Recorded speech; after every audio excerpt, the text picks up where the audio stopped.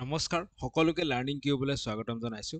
ইতিমধ্যে আপোনালোকে গম পাইছে যে এইবাৰ গুৱাহাটী ইউনিভাৰ্চিটিত বিএড এন্ট্ৰেন্স টেষ্টত এথিক্স এণ্ড টিচিং এপ্টিটিউডৰ পৰা 40 মাৰ্কছৰ প্ৰশ্ন আহিব। সেইকাৰণে আজি আমি ইম্পৰ্টেণ্ট টপিক এটা লৈ আহিছোঁ এথিক্স পাৰ্টটোৰ পৰা। আমি আজি শিকিম যে এথিক্স পাৰ্টটোত code of professional ethics for teachers এই টপিকটো ধুনীয়াকৈ আমি শিকিম। এই টপিকটো বিএড এন্ট্ৰেন্স যিসকলে দিব তেওঁলোকৰ কাৰণেতো ইম্পৰ্টেণ্ট হ'বই, তাৰ লগতে যিসকলে টিচিং প্ৰফেশ্যনত যাব বিচাৰে বা অলৰেডি এংগেজ হৈ আছে তেওঁলোকৰ কাৰণেও এই কোডখিনি জনাটো প্ৰয়োজনীয়। কোড অফ প্ৰফেশ্যনেল এথিক্স বুলি ক'লে আমি বুজো যে কোড মানে কিছু আচাৰ ব্যৱহাৰ যিসমূহ নেকি এজন টিচাৰে ফ'ল' কৰা উচিত। 1997ত NCTE national council for teacher education বুলি আমি যিটো জানো, সেই NCTE এই কোড অফ প্ৰফেশ্যনেল এথিক্সখিনি আগবঢ়াইছিল। সো এজ এ টিচাৰ আমি প্ৰত্যেকেই এই কোডখিনি জনাটো উচিত আৰু এই কোডখিনিয়ে আমাক পৰীক্ষাৰ কাৰণেও উপযোগী কৰি তুলিব। সো আহক আমি এই কোডখিনি পঢ়িবলৈ আৰম্ভ কৰোঁ আজি। So code of professional ethics for teachers আমি পঢ়িম। এইখিনি পঢ়াৰ আগতে যিসকলে এন্ট্ৰেন্স দিব তেওঁলোকৰ কাৰণে আমি এথিক্স শব্দটোৰ মিনিংটো আমি বুজিবলৈ চেষ্টা কৰোঁ। ঠিক আছে, সো এই এথিক্স শব্দটো অৰিজিনেলি ক'ৰ পৰা আহিছে? এই এথিক্স শব্দটো অৰিজিনেলি গ্ৰীক অৰিজিন হয়। গ্ৰীক ভাষাৰ ইথছ শব্দৰ পৰা এথিক্স শব্দটো আহিছে। এই ইথছ শব্দৰ মিনিং হৈছে কাষ্টম, কেৰেক্টাৰ বা মৰেল নেচাৰ। কাষ্টম মানে কেনেকুৱা ধৰণৰ? ছ'চাইটিত বা সমাজত যিসমূহ নীতি নিয়ম চলি আহিছে, যেনে আমি ডাঙৰক সন্মান কৰিব লাগে, এইটো এটা কি? কাষ্টম। সমাজত এই নিয়মটো চলি আহিছে। কেৰেক্টাৰ, চৰিত্ৰ, ভাল চৰিত্ৰৰ কথা কোৱা হৈছে বা মৰেল ভেলিউজ। ঠিক আছে, নৈতিক যিসমূহ মূল্যবোধ আছে, ভাল পজিটিভ যিসমূহ নৈতিক মূল্যবোধ সেইখিনিৰ কথা কোৱা হৈছে। সো এই ইথছ শব্দটোৰ অৰ্থ এইখিনিয়ে যে কাষ্টম, কেৰেক্টাৰ বা মৰেল নেচাৰ। ইয়াৰ পৰাই এই ইথছ শব্দৰ পৰাই এথিক্স শব্দটো আহিছে। সো আমি ক'ব পাৰোঁ যে এথিক্স শব্দৰ মিনিং কি? এথিক্স শব্দৰ মিনিং হ'বগৈ the study of Morrell principles. So নৈতিক যিসমূহ মূল্যবোধৰ যিসমূহ প্ৰিন্সিপলছ আছে, সেই প্ৰিন্সিপলছসমূহ যদি আমি পঢ়োঁ, যিসমূহ পজিটিভ প্ৰিন্সিপলছ, সেইসমূহৰ ষ্টাডিটোকে কি বুলি কোৱা হয়? এথিক্স বুলি কোৱা হয়। এই নৈতিক মূল্যবোধৰ প্ৰিন্সিপলসমূহে কি দিয়ে? These principles govern a person's behaviour or conducting of an activity. সো এই প্ৰিন্সিপলসমূহেই এই এথিকেল যিসমূহ প্ৰিন্সিপলছ আছে, এথিকেল যিসমূহ ভেলু আছে, এই ভেলুখিনিয়ে মানুহ এজনৰ যি বিহেভিয়াৰ, সেই বিহেভিয়াৰটো কি কৰে? ডিটাৰমাইন কৰে। ঠিক আছে, বুজি পালোঁ। সো এথিক্স শব্দটো ক'ৰ পৰা আহিছে? গ্ৰীক ভাষাৰ ইথছৰ পৰা আহিছে আৰু এই এথিক্স শব্দৰ মিনিংটো হৈছে ষ্টাডি অফ মৰেল প্ৰিন্সিপলছ। এইখিনি আমি বুজি পালোঁ। লগতে আপোনালোকে এই কথাটো জানি থওক যে আজিৰ যুগত টিচাৰ এজন কেনেকুৱা হোৱা উচিত? A teacher is a friend, philosopher and guide. ঠিক আছে, টিচাৰ এজন আজিৰ ডেটত কেনেকুৱা হ'ব লাগে? এ ফ্ৰেণ্ড, ফিলচফাৰ এণ্ড গাইড। এইটো কথা যিসকলে বিএড এন্ট্ৰেন্স দিব তেওঁলোকে জানি লওক। যোনে অলৰেডি DLED বিএড কৰিছে তেওঁলোকেতো খুব ভালকৈ জানে। সো আগত কি আছিল? টিচাৰ এজন আছিল যে তেওঁৰ লগত কণ্টেণ্ট এভেইলেবল আছিল। তাৰমানে কি? ছায়েন্স পঢ়ায় কোনোবা এজনে, সো সেই টিচাৰজনৰ তাত ছায়েন্সৰ ভৰপূৰ নলেজ আছিল, সম্পূৰ্ণ নলেজ আছিল। ঠিক আছে, বাট আজিৰ ডেটত কণ্টেণ্টৰ অভাৱ নাই। নলেজখিনিতো আপুনি কিতাপতো পাব, নেটতো পাব। সো টিচাৰজন হ'ব লাগিব কি? এজ এ ফ্ৰেণ্ড হ'ব লাগিব, ফিলচফাৰ হ'ব লাগিব, গাইড হ'ব লাগিব। তাৰমানে কি? ফ্ৰেণ্ড মানে সি বন্ধুসুলভ হ'ব লাগিব। তেওঁ ষ্টুডেণ্টজনৰ যিকোনো প্ৰব্লেম যদি হৈছে টিচাৰজনৰ লগত যদি শ্বেয়াৰ কৰিব পাৰিছে, ঠিক আছে, সো তেনেধৰণৰ বন্ধুসুলভ হ'ব লাগিব। লগত ফিলচফাৰ হ'ব লাগিব। ফিলচফাৰ মানে ষ্টুডেণ্টজনক ডিপ থিংকিং কৰাৰ কাৰণে, ঠিক আছে, চিন্তাৰ যাতে খোৰক এটা জন্মাব পাৰে বা চিন্তা কৰাৰ শক্তি এটা যাতে ডেভেলপ কৰাব পাৰে ষ্টুডেণ্টজনৰ মনত, সেই কেপাচিটিটো টিচাৰজনৰ থাকিব লাগিব। চিন্তা কৰাৰ কাৰণে এনকাৰেজ কৰিব লাগিব ষ্টুডেণ্টজনক আৰু হ'ব লাগিব গাইড। কাৰণ যিটো ক'লো আৰম্ভণিতে যে কণ্টেণ্টৰ আজিকালি অভাৱ নাই, কণ্টেণ্ট চবতে পোৱা যাব, বাট এজ এ গাইড হ'ব লাগিব, দেখুৱাই দিব লাগিব যে এনেকে যোৱা, তুমি এই কামখিনি এনেকে কৰা, পাৰিবা। যেনেকে প্ৰজেক্ট বেছড লাৰ্ণিঙত আমি কি কৰোঁ? টিচাৰজনে কি কৰে? গাইড কৰি দিয়ে। ষ্টুডেণ্টজনে নিজে গৈ পেলাই প্ৰজেক্টটো বনায়, বিভিন্ন ঠাইৰ পৰা কণ্টেণ্টখিনি গোটাই তাক এটা ডাইৰেকশ্যন এটা দিয়ে, প্ৰজেক্টটো বনায়। সো আজিৰ ডেটত টিচাৰ হ'ব লাগিব ফ্ৰেণ্ড, ফিলচফাৰ এণ্ড গাইড।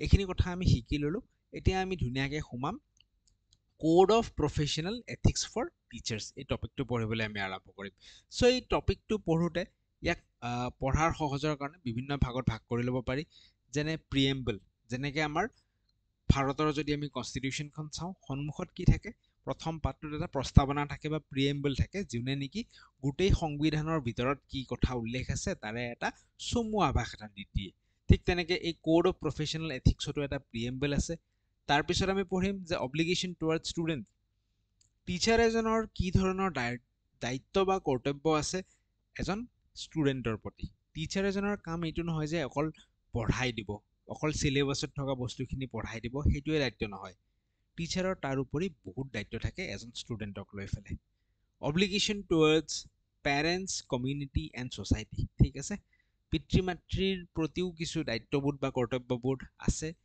লগতে ইয়াত পেৰেণ্টছ বুলিতে কাৰ পেৰেণ্টছ কোৱা হৈছে টিচাৰজনৰ পেৰেণ্টছৰ কথা কোৱা হোৱা নাই ষ্টুডেণ্টজনৰ পেৰেণ্টছৰ কথা কোৱা হৈছে চ' ষ্টুডেণ্টজনৰ পেৰেণ্টছৰ প্ৰতিও টিচাৰজনৰ কিছু দায়িত্ব আছে কমিউনিটি বা সমাজখনৰ প্ৰতি কিছু দায়িত্ব আছে obligation towards profession and colleagues so' teacher এজনৰ দায়িত্ব কলিগছখিনিৰ লগতো আছে কলিগছখিনিৰ প্ৰতিও আছে মানে এখন স্কুলত 20জন টিচাৰ আছে চ' এজন টিচাৰৰ আন কলিগছখিনিৰ লগত কেনেধৰণৰ বিহেভিয়াৰ তেওঁ মেইনটেইন কৰিব কোনবোৰ নিগেটিভ বিহেভিয়াৰ তেওঁ মেইনটেইন কৰা উচিত নহয় সেইসমূহ কোড সেইসমূহ আচাৰ ব্যৱহাৰৰ কথা ইয়াত উল্লেখ কৰা আছে ঠিক আছে আৰু ফাইনেলি আমি কিছু মেজৰ এথিকেল ইছ্যুজ কিছু বাধা কিছু বেয়া কাম কিছু নেগেটিভ কাম যোনবোৰ কৰা উচিত নহয় সেইবোৰৰ বিষয়ে আমি আজি পঢ়িম ঠিক আছে প্ৰিএম্বলৰ পৰা আৰম্ভ কৰিছোঁ চ' যেনেকৈ আমি আৰম্ভণিতে ক'লোঁ যে প্ৰিএম্বল কি হয় কি থাকে প্ৰিএম্বলত আৰম্ভণিতে যেনেকৈ আমি ক'লোঁ এইখিনি মই জাষ্ট ঠিক কৰি দিছোঁ প্ৰিএম্বলত কি থাকিব প্ৰিএম্বল হৈছে প্ৰস্তাৱনা প্ৰিএম্বলত আমি এটা চমু আভাস পাই যাম যে গোটেই কোডখনৰ ভিতৰত কি আছে ঠিক আছে চ' প্ৰিএম্বলে কৈছে যে দিছ কোড ৰেকগনাইজেছ ডেট এই কোডখনে মানি লৈছে এই যিখন আচাৰ ব্যৱহাৰৰ নীতি নিয়ম যিখন সংবিধানখন ই মানি লৈছে কিছু কথা ঠিক আছে কি কি কথা সি মানি লৈছে আমি চাই যাম কৈছে যে এভৰি চাইল্ড হেজ আ fundamental right to quality education প্ৰত্যেকজন শিশুৰ কোৱালিটি এডুকেশ্যন লাভ কৰাটো এটা মৌলিক অধিকাৰ বুলি কৈছে ঠিক আছে চ' আপোনাৰ তাত বহুত কেইজন চিলড্ৰেন আহিলে কিছুমান চিলড্ৰেনক আপুনি দেখা পালে যে ই অকণমান পিছপৰা কাষ্টৰ হয় বা সি কিছু পিছপৰা ঠাইৰ হয় তাক আপুনি ভাবিলে যে ইয়াক মই ভালকৈ নপঢ়াওঁ সেইটো আপুনি ভাবিব নোৱাৰে বিকজ এভৰি চাইল্ড প্ৰত্যেকজন শিশুৰ এইটো ফাণ্ডামেণ্টেল ৰাইট যে তেওঁ কোৱালিটি এডুকেশ্যন লাভ কৰিব লাগিব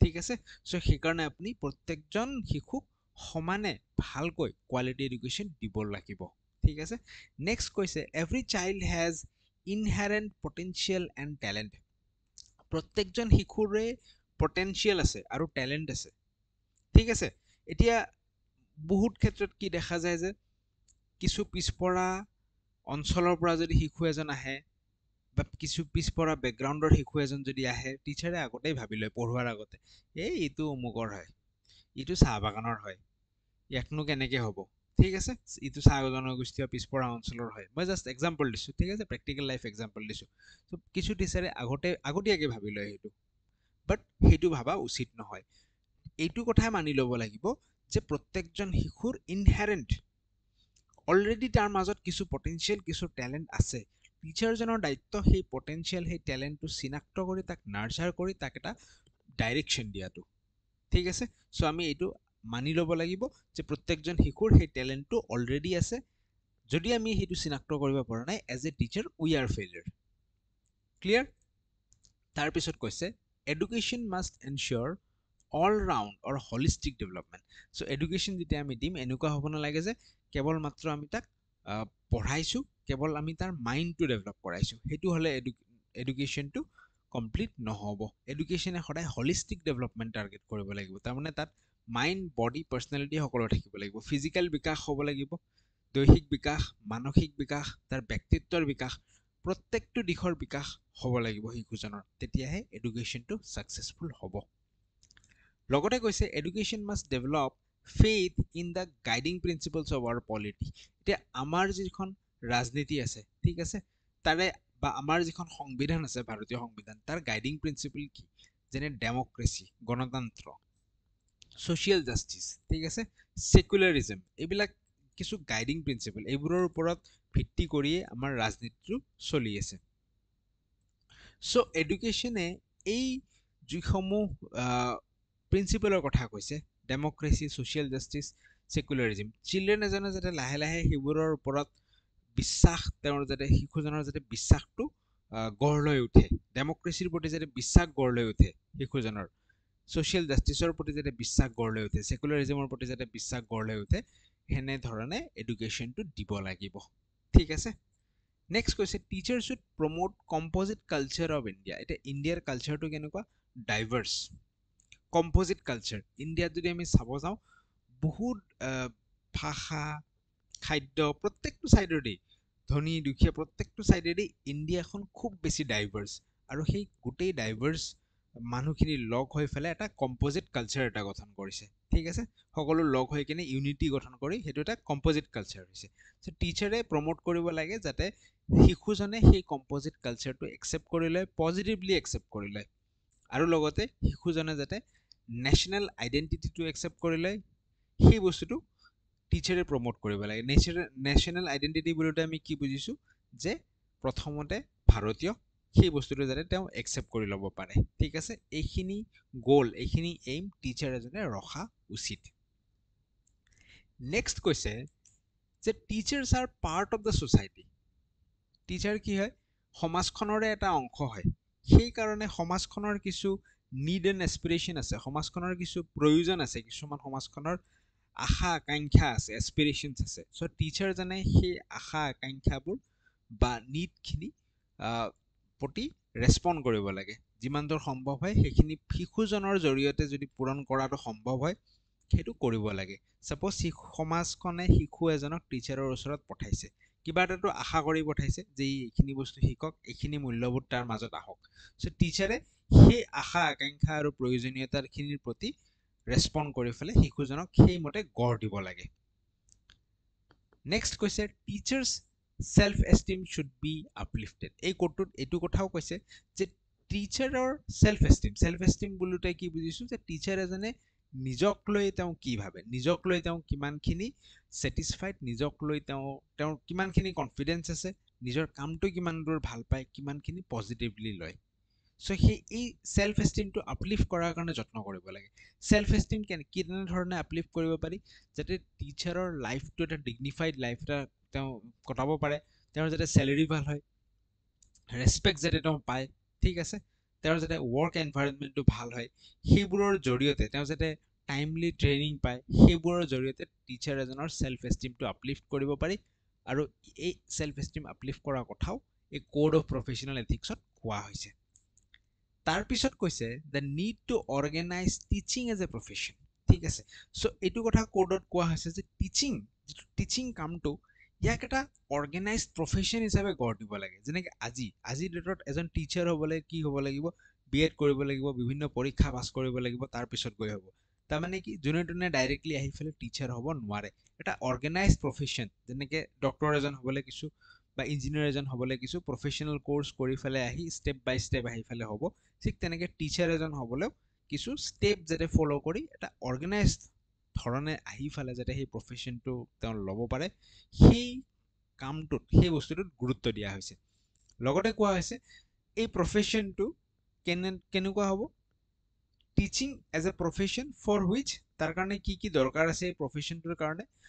ইয়াৰ কাৰণে দৰকাৰ আছে এক্সপাৰ্ট নলেজ মই যদি সায়েন্সৰ টিচাৰ হ'ব যাওঁ তো সায়েন্সৰ নলেজখিনি মোৰ তাত থাকিব লাগিব নেক্সট কথাটো আৰু বেছি ইম্পৰ্টেণ্ট যে অকল নলেজ থাকিলে নহ'ব লাগিব কি স্পেশালাইজড স্কিল লাগিব টিচিং স্কিল লাগিব পঢ়াব পাৰিব লাগিব ঠিক আছে বহুত আমি এনেকুৱা দেখা পাওঁ যে খুব নলেজ থকা ব্যক্তি এজন তেওঁ সেই নলেজখিনি ডেলিভাৰ কৰিবলৈ অসুবিধাৰ সন্মুখীন হয় ঠিক আছে তাত কিহৰ অভাৱ আছে তাত টিচিং স্কিলৰ অভাৱ আছে তেওঁ সেই ক্লাছৰুম ট্ৰানজেকশ্যনটো যিটো টিচিং লাৰ্নিং প্ৰচেছ বুলি যাক আমি কওঁ সেই প্ৰচেছটোত সেই ট্ৰানজেকশ্যনটো তেওঁ কৰিব পৰা নাই ঠিক আছে কাৰণ তেওঁৰ কিহৰ অভাৱ আছে স্কিলৰ অভাৱ আছে সো এজন টিচাৰৰ নলেজৰ উপৰিও স্কিল লাগিব আৰু কি লাগিব আৰু লাগিব ডেডিকেশ্যন এজন টিচাৰ আছে তেওঁৰ নলেজো ভৰপূৰ নলেজ আছে, স্কিলো আছে, কিন্তু তেওঁ ডেডিকেটেড নহয়।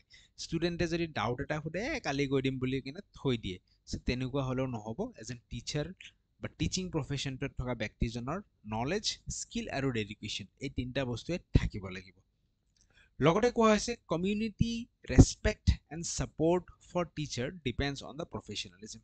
টিচাৰজন যদি প্ৰফেশ্যনেল হয়, প্ৰফেশ্যনেল বুলিতে কি বুজাইছে যে টিচাৰজনে নিজে নিজৰ দায়িত্বসমূহ ভালকৈ পালন কৰি আছে, শিশুক যেনেকৈ চাব লাগে, নাৰ্চাৰ কৰিব লাগে কৰি আছে, সময়মতে আহিছে, খুব সুন্দৰকৈ ড্ৰেছ পাতি পিন্ধি আহিছে, লগতে তেওঁৰ কামখিনি ভালকৈ কৰিছে, ঠিক আছে।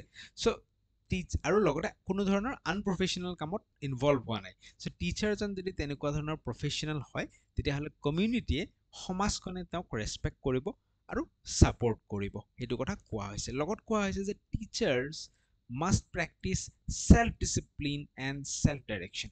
টিচাৰ কেনেকুৱা হ'ব লাগিব? তেওঁ আত্ম ডিচিপ্লিন বুলিলে কি বুজে? অনুশাসন, ঠিক আছে।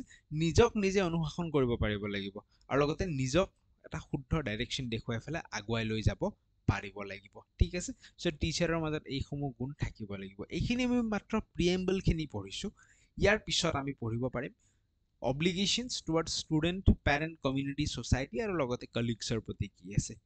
তো আজিৰ ভিডিঅ'ত মই ইমানখিনিয়ে ৰাখিছোঁ। যদি আপোনালোকে ভাল পাইছে আৰু বিচাৰে যে মই পিছৰ পাৰ্টখিনিও আনো, কমেণ্ট ছেকশ্যনত জনাব, ঠিক আছে। চ' তেনেকৈ আমি বাকীকেইটা পাৰ্টো আনিব পাৰিম। most probably এটা পাৰ্টত আমি বাকী গোটেইখিনি কমপ্লিট কৰি দিম, ঠিক আছে। যদি ভাল পাইছে, যদি বিচাৰে জনাব, তেতিয়াহে আমি পুনৰবাৰ নেক্সট পাৰ্টৰ ভিডিঅ'টো লৈ আহিম। থেংক ইউ ছ' মাছ। চেনেলটো ছাবস্ক্ৰাইব কৰিব যদি ভাল পাইছে, আৰু শেষলৈকে যদি চাইছে এটা কমেণ্ট নিশ্চয় কৰি থৈ যাব। Thank you. পুনৰ লগ পাম নেক্সট ভিডিঅ'ত।